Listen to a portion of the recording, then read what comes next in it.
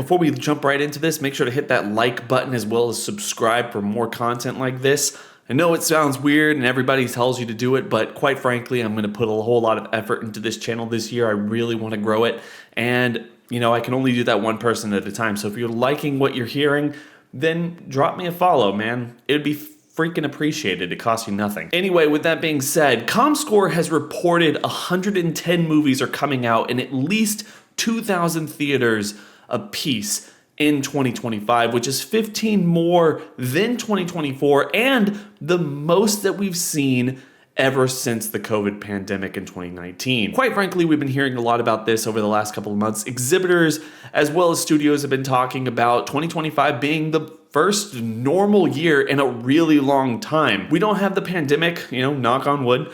We don't have that to really worry about. We don't have strikes. We don't have a whole lot of stuff that has impacted the box office over the last several years. So without a doubt, a lot of people are looking, this one is going to be around $9 billion, which is roughly $300 million more than what we saw in 2024, which had the strikes. It had a whole lot of stuff going against it. And quite frankly, it's also $2 billion less than 2019. But even with that being said, we have to look at this as some sort of a win, because at this point, the theater chains and everyone, they're all struggling, man. It's really important that if you love movies, you should go out and see either one of these 12 films or any other thing that brings you any type of interest, because quite frankly, I think people really need to be supporting the stuff that they like with the money that they have, especially in a medium like going to see something on the big screen in a movie theater with a lot of people. It's important. It keeps the industry alive, and even though it is somewhat of a loss leader for movies like this and pretty much everything else, they're becoming increasingly more important, especially as we're moving away from physical media and going directly into streaming. We could talk more in depth about streaming revenue and how everybody is making their money in another video, but with that being said, let's jump into my top 12 of the year and exactly where these are going to land on a worldwide scale. Not going to be talking about these on domestic and international fronts this time around, just generally how much they're going to make and where they land on the top 12. First off, at the number 12 spot, we have the Marvel Cinematic Universe's Thunderbolts Asterisk, which I think is going to make $375 to $400 million. Well, the reason for this is that we saw during the pandemic, Marvel and Disney released Black Widow, which made about $379 million worldwide, despite the fact that it came out when a lot of theaters were still closed and they put it up for like $30 or something on Disney Plus. I mean, quite frankly, that's how I watched it. I wasn't going to go to the theater at that time. Screw that. Point being, even though a lot of people don't talk about that movie, obviously there was a lot of interest for Black Widow. Unfortunately, I feel like this movie in particular is going to have the exact same problem that we saw with the Marvels that came out in 2023. The idea that the vast majority of the characters introduced in this movie or playing a prominent role in this movie have either been background characters or were introduced or given prominent roles in Disney Plus shows. I think that that's part of the problem that we've been seeing with Marvel as of late. Their push into Disney Plus and pretty much telling everyone that no, you have to watch everything, creating homework for the general audience, has led to a considerable amount of disapproval or at least exhaustion from the general audience that used to show up to these movies, regardless of who was at the top of the ticket or what the story was actually going to be. Now, there's a lot of different things that kind of culminated into the down. They don't remember the bad guy from Ant-Man and the Wasp. They don't care about the side characters from Black Widow or anybody else. The biggest star they have for this movie is Bucky, and that's just not a big enough draw for anybody to come in. Now, the reason I'm putting this on the list instead of Captain America 4 is because, quite frankly, I feel like this one looks a lot more fun. Captain America 4 looks like a disaster waiting to happen, and I cannot imagine that movie is going to make $400 million worldwide when I can see Thunderbolts making around that much. So I'm just going to leave it at $375 to $400 million and call it a day. Next up, with the number 11 spot, we have Wicked for Good with $450 million. I know, this is a huge drop from Wicked's At least at the time of recording this, it's around $685 million. So part of this is there's a lot of people out here talking about Universal leaving a ton of money on the cutting room floor because they put this movie out on, video on demand way sooner than a lot of people were anticipating it, just because of how big it is. Quite frankly, this is something that I was talking about at the very beginning. There's been so many changes since the start of the pandemic with how they're releasing all this stuff. And some reports came out to say that Wicked, once it hit video on demand, made around $30 million at this point. It's only been out for like a week and a half at the time of recording this. So I don't know all of the ins and outs of how studios make their money or why they think certain things are a good thing or not, but it must make sense to them or they wouldn't be doing it at this level. I think they're trying to get the most hype that they possibly can and the most interest that they possibly can for any movie as quickly as possible. So if you haven't seen it in the theaters, at least at this point, you're more willing to watch it at home. A lot of people are moving in that direction. They don't want to go to the theater. It kind of makes sense. But again, yeah, they probably left a lot of money on the cutting room floor, and Wicked could have been $750 million or maybe even closer to $800 million by the end of its run, but that doesn't seem to be happening at this point. We're just going to have to wait and see. So anyway, a lot of people weren't sold the fact that Wicked was the first part of a two-parter. People who pay attention to this stuff, people like you and me, we certainly were. We knew exactly what they were doing here, and we read all of the headlines that said, okay, they're taking the most popular parts of the Wicked play, adapting them into the first movie that's going to be nearly 3 hours long, and then they're going to put the lesser half in another movie itself. And quite frankly, this reminds me of something else. The It movies that came out a couple of years ago. Now, those movies, horror, a lot of things kind of interchanging in that whatnot. But the first movie in the It franchise made $704 million, and the second one made $473 million. Not the biggest drop-off ever, but frankly a big enough drop-off to indicate, yeah, people were more excited about the first half of the story than they were the second half. They showed up out of curiosity, whether or not they loved it or not. The people who didn't, they didn't show back up. And obviously a lot has changed in the industry at this point. Wicked might still be really popular, but quite frankly, I think that this is going to just be another It factor, where the first movie really overperforms, outplays itself because it's based off the most popular aspect of a certain piece of media, and the second is kind of a lesser half and people aren't going to gravitate towards it as much. So yeah, I mean, maybe this will defy gravity again, but quite frankly, I don't see it happening. Wicked for Good, to me, just barely out of the top 10. We're just going to have to wait and see. Okay, so number 10. This is going to be a little controversial. Quite frankly, this movie is not for me. It looks terrible, but the Minecraft movie. I think this movie is going to make around $535 million. To $550 million. This is just one of those movies that does not have to be good. Minecraft has been such a cultural touchstone that pretty much an entire generation, my generation, Gen Z, and Gen Alpha probably will gravitate towards this movie. And there's also spatterings of boomers and Gen X's who will see it, whether to hate watch it or not, because they're also aware of the game and they've played it themselves as well. It's the biggest game ever released, so I might be being a little bit low in my prediction here, and this could surprise and get much higher. But quite frankly, it looks so bad that I feel like this is one of those movies that's only going to really gravitate towards children who are less caring about how good a movie can actually be. And that might hurt its legs. So I'm anticipating a pretty big opening, but then a sharp decline going forward. I don't know if that's right.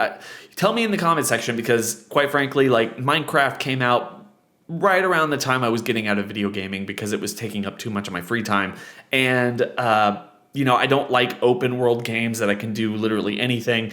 I appreciate a short form story thing that we get with, choose your own adventure games and whatnot at this point. Just so I could be really underthinking this, let me know. I'm happy to hear all opinions. Number 9 is the live action Lilo and Stitch movie at about $550 million. It seems kind of crazy to me that The Little Mermaid, for all of the cultural backlash that movie got, only made just under $570 million, especially since, back in 2019, we had The Lion King and Aladdin, both of which are huge adaptations of some of the classic 90s Disney movies, but Little Mermaid was right on that cusp too. I know I'm not alone at this. I know that we're running out of movies that Disney can adapt from their library of classic animated movies. And Lilo and Stitch to me feels like one of the last in the barrel. The Stitch character is a little adorable alien creature that has kind of outlasted the cultural touchstone of that original movie because he just transcends it. It's an incredibly marketable aesthetic to have the Stitch character and backpacks and toys and t-shirts and socks and all these other things that you can think about because Stitch is adorable. So I might be underappreciating this that much just because there's a lot of people who are going to want to pay to see Stitch in a live action format. They haven't overused the franchise like something else that we're going to be talking about in just a couple of minutes. And even though it is just a little bit cynical, this is Disney we're talking about. They can use that Moana Hawaiian aesthetic that they really are pushing as of late to help push this movie into greater heights. Will it happen? I'm not sure. Is it possible that all this comes together for this movie to be a major hit that gets much closer to 800 million than 600 million? Yeah, I just, quite frankly, I don't see it. I feel like a lot of people are getting antsy about these adaptations of Disney's classic animated films. And quite frankly, that's why this is the only one that's on this list. I am not putting Sleeping Beauty on this list because I don't think it's going to get anywhere near 500 million or even closer to anything on this list because I just don't think the excitement is there. Even though it's a classic one, I think people are sick of it and that movie looks garbage. So, we're just gonna have to wait and see. But Lilo and Stitch to me seems like it has the potential to break out. Whether it gets past number 9 like it is on this list, I'm not sure. We'll see. For number 8, I'm going to go with Fantastic Four First Steps with $570 million or closer to 580, 585. It doesn't necessarily matter. One of the biggest things about this list in particular, this is going to be the first time since 2020, which quite frankly was a messed up year, where Marvel did not have a single movie in the top 5, I think. A lot of people have talked about over the last several months, if not years, that Marvel's cachet is fading with the general public. And part of that is we're looking forward to Guardians of the Galaxy 3 or Deadpool 3 or the next Spider-Man movie or whatever it is to get people back into the theaters. And quite frankly, I just don't see it happening when it comes to Guardians, Spider-Man, or Deadpool. Those characters are kind of independent of the Marvel Cinematic Universe concept as a whole. This year, I don't think we have anything like that. Like we already talked about, we have the Thunderbolts, which is primarily based around characters that were introduced in Marvel television shows on Disney Plus, and then, spin-off movies that didn't do necessarily that well at the box office, or just generally supervillains in movies that no one really cared or remembers. Then we have a movie which isn't on this list, Captain America 4, which is a sequel to a Disney Plus show, kind of, which is exactly what I'm saying. Those movies don't do well because they're set up and surrounding concepts that are essentially homework for the general audience, and they don't gravitate towards that. Then you have something like Fantastic Four, which one has been a fan desire to see the MCU adapt these characters for a really long time. We know that this is something shaking up a little bit, something that we haven't really seen before. It's set in its own universe, so that's interesting. They're going to have to show that to people. I think the audience is smart enough to get it, but they probably don't know that right now because we haven't seen the trailer at the time of recording this video. And at the same time, we know that this movie has to introduce the first family of Marvel, as well as RDJ's Doctor Doom, because he's a prominent Fantastic Four character. A lot of people think that his Doctor Doom is coming from this alternative universe and is going to play a major part in the next couple of movies. So there's a lot for this movie to set up. There's a lot riding on this for Marvel and Disney. So they're going to push it really hard.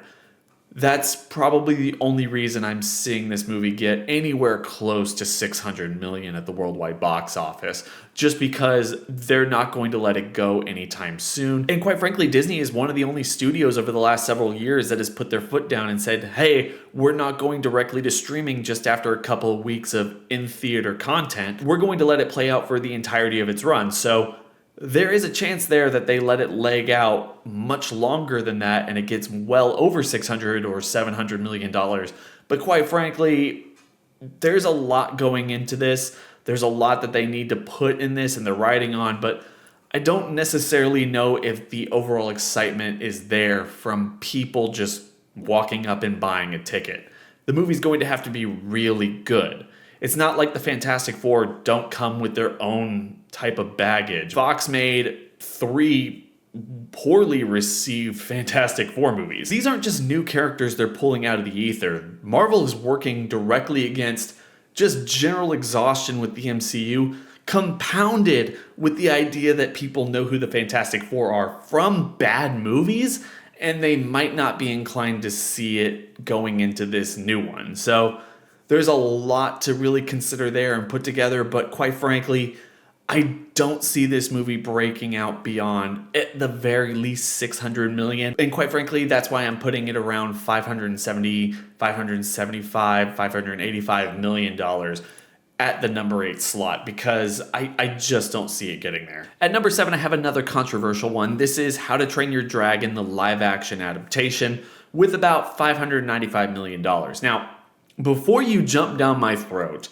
Universal, like I've already talked about, undercuts its movies pretty aggressively. The first movie came out and made $494 million. The second one made $621 million.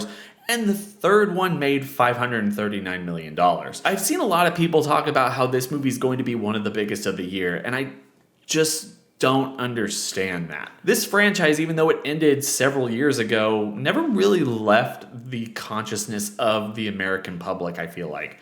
You can go on Netflix and see new episodes of shows or stuff that you haven't seen before at any given time. I mean, I guess you can argue that there has been a gap between the third movie and this new movie that is going to bring in people who were born, who grew up with the first, second, and third that never really saw one in theaters. There's always that perspective. But quite frankly, I don't know if it's enough to pull this out of the heights to make it the biggest in the entire franchise. From what we've seen in the trailer, it looks kind of like a by-the-numbers remake of a movie that we saw just 15 years ago. Quite frankly, I don't think that's enough to pull in the average moviegoer to see it in theaters when we've already talked about Universal is keen on putting movies out on VOD just a couple of weeks after they drop in theaters, regardless of how well they do. So yeah, for me in this film, probably right in the middle of being one of the biggest in the franchise, but not at the level of the second one. And that makes sense to me. The second one is fantastic. Those 3 movies are a perfect trilogy in the sea of perfect trilogies from the last 20 or 30 years. So if you haven't seen them, go check them out. And then once you see the first one, maybe you don't have to see the live action remake because it doesn't seem like they're doing anything interesting with it. That being said, if this movie does well, I would love for them to do something completely different with the sequel. So fingers crossed that that movie does well enough to get a sequel and something new and original going forward, and not just a by-the-numbers remake of the second one, which again is the best one in the series. Okay, so number 6, Mission Impossible: The Final Reckoning. This movie I've talked about on this channel before. $400 million this movie is going to cost Paramount. That's too much money. Way, way, way too much money. With that being said, Dead Reckoning Part 1, before it was, retitled Dead Reckoning, that movie made $570 million. The intention was, or at least the thought there was, that, hey, Fallout made $791 million at the worldwide box office. Now, again, this was before the pandemic. A lot of stuff has changed. But Top Gun Maverick came out, and made $1.495 billion. That's a lot of money. And Tom Cruise is a bankable actor. Ethan Hunt as a character is a bankable character. This is how movie making is done, especially in the 2020s. So it never bothered me that Paramount was going out of their way to produce 2 Mission Impossible films around the exact same time. The intention was, hey, this is going to make the films cheaper. Tom Cruise is only getting older. We can do all of this at once and have 2 bankable films putting out for this really profitable franchise that we've had for the last nearly 30 years. The problem there being that 1, the pandemic hit, 2, the strikes happened, 3, Tom Cruise was very adamant that these people on the bottom rung of the production, the crew and everybody, got paid throughout all of it. And 4, the idea that like the big set pieces like the submarine for this upcoming movie broke unexpectedly and they had to fix it. Things have ballooned. So quite frankly, I don't think that this movie is going to make enough to justify its production budget. With that being said, this is the final one. At least that's how they're marketing it. Now, we're all fans of horror movies here. There is a lot to be said about movies being marketed as the final in their respective franchise. Doesn't mean anything. But audiences don't know that. Tom Cruise is getting older.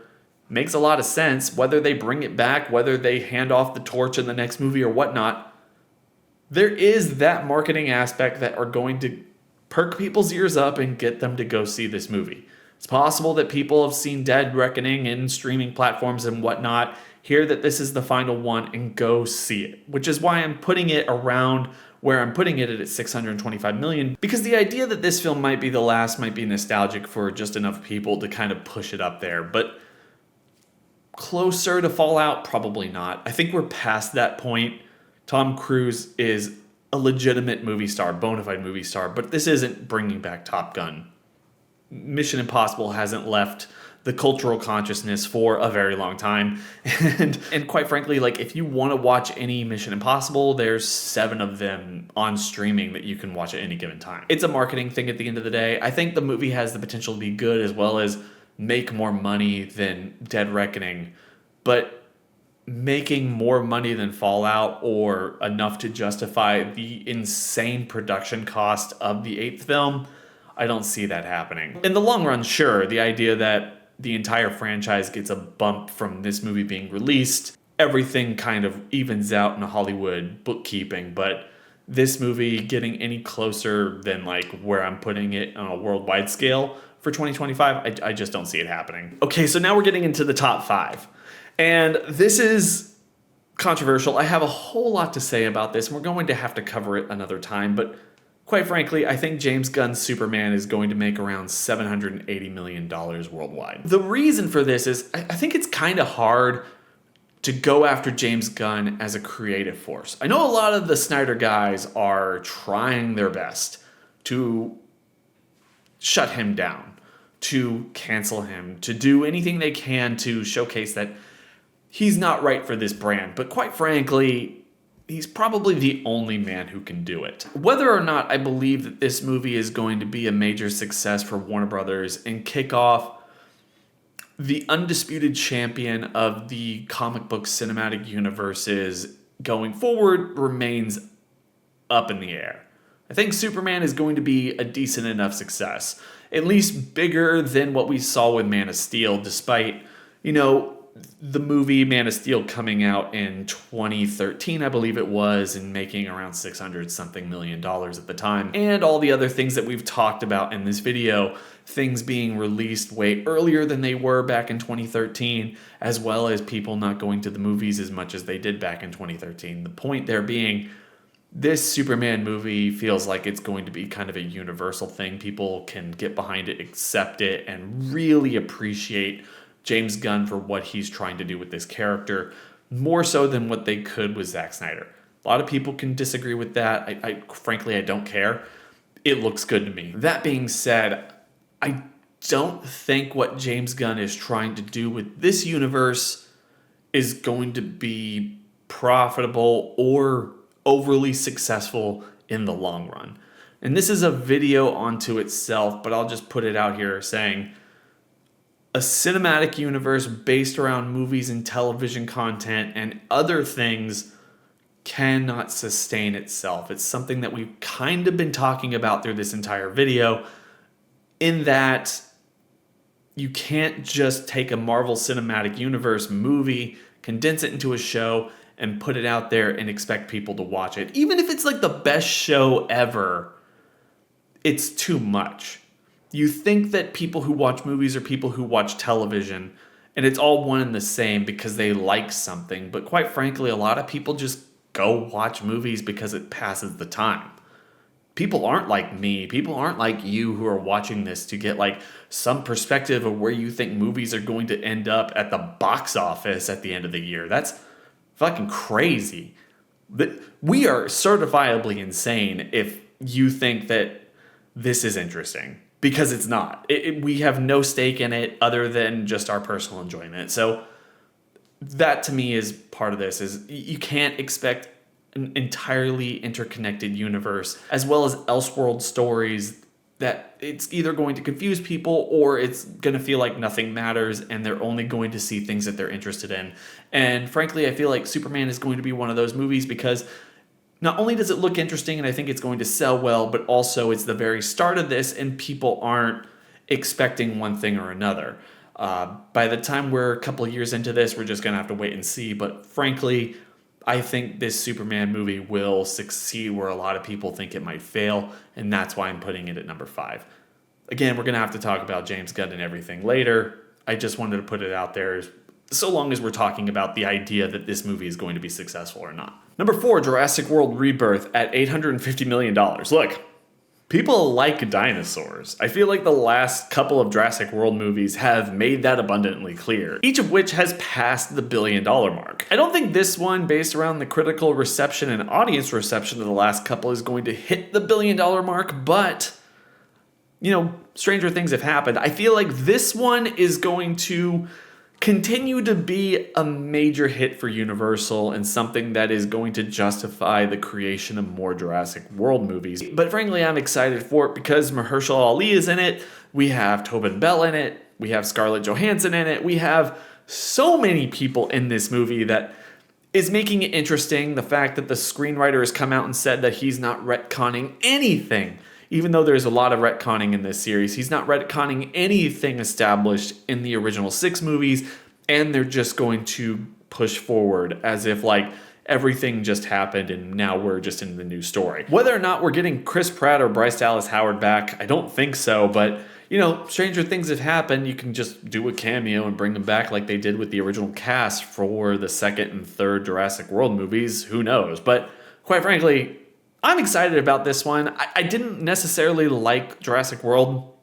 Colin Trevorrow is just not the director for me. At the same time, I didn't like Dominion all that much. I am an unapologetic fan of Fallen Kingdom. I love that movie. I think it's the best in the entire franchise besides the original. And I'm willing to fight about it in the comments. But frankly, there's just nothing about this movie that I've seen so far that would indicate that we're going to see a massive drop-off from the last movie to this movie.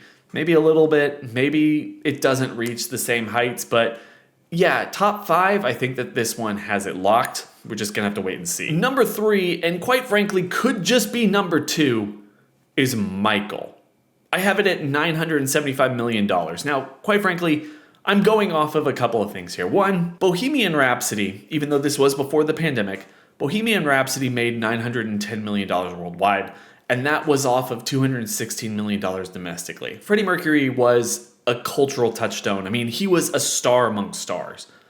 But Michael Jackson is legendary. He is popular not just in the continental United States. He is a megastar across the world. He is so big in Japan that I can imagine that movie alone, if it is good. I mean, all these movies, if they're good, if they reach a certain level, they can either make more or less, who knows. But If the movie is good, and what we've been hearing is that this movie is, in fact, pretty damn good, this movie can make untold amounts of money, especially in Japan. This movie can make over $100 million in Japan alone. $216 million for Bohemian Rhapsody, I think, is pretty much the low end. If the movie is good, the low end of what you can expect this movie to make domestically. There's nothing about this, the character, the life, the extravagance, the cultural identity of Michael Jackson that leads me to believe that this movie cannot be a mega success in the domestic market as well as internationally. This movie, I think, is the first biopic that could potentially get to $1 billion worldwide. I'm not that bullish on it, but I'm just gonna say, like, there's just not a lot about this movie that makes me think that this is going to flop or isn't going to make its way into the top 5 of the year. My sister never watches movies. She doesn't care about movies. She really does not understand or care about anything that's coming out. It doesn't matter whether it's Pixar, Marvel, or anything else that you might be hyped about or you think everyone just has a cultural understanding of. She knew about Michael before I told her about it. She asks me about that movie pretty much on a monthly basis. Hey, when is it coming out? Are we going to see it? All this other stuff.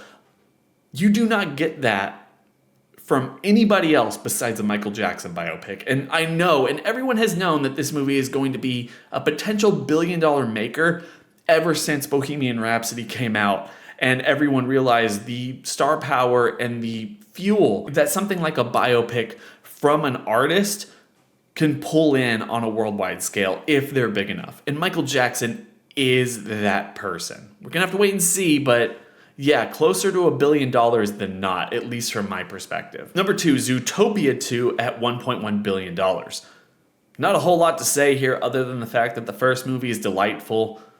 I don't think this movie has been dug into the ground in the same way that a lot of Disney properties have.